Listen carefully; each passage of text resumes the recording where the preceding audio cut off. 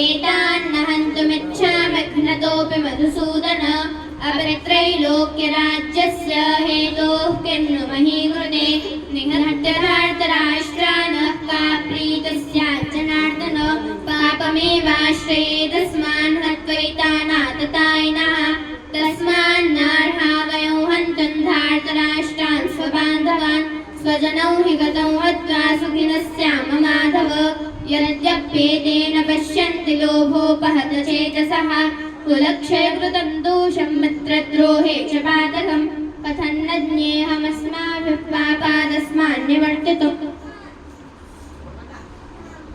कुलक्षयकृतं दोषं प्रपश्यद्भिर्जनार्दन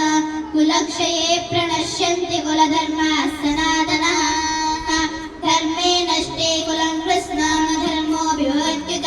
अधर्माविभवात् कृष्णः प्रदुष्यन्ति कुलस्त्रियः स्त्रीषु दुष्टासु वार्ष्णेय जायते वर्णसङ्करः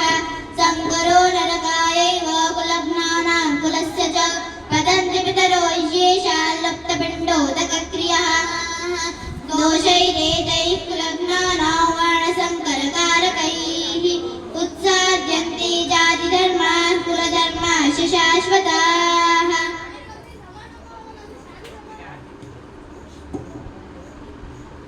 अथवनौषधिवर्गः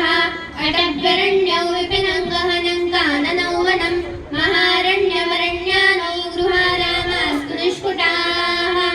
आरामस्सादुपवनं कृत्रिमौ वनमेव यत् अमात्यकणिका गेहोपवने वृक्षवाटिका पुमाना क्रीड उद्यानौ राज्ञः साधारणौ वनं स्यादेतदेव प्रमदवनमन्तः पुरोजितम् वीथ्याल्लाग्लपङ्क्तिश्रेणीलेखास्तु राजयः वन्यावनसमूहे स्यादङ्कुरोऽभिनवोद्भिदि वृक्षो महीरुहशाखी विटपी पादपस्तरुः अनोगः कुटशालः पलाशीद्रुद्रुमागमाः वानस्पत्यः फलैः पुष्पात्तैरपुष्पात् वनस्पतिः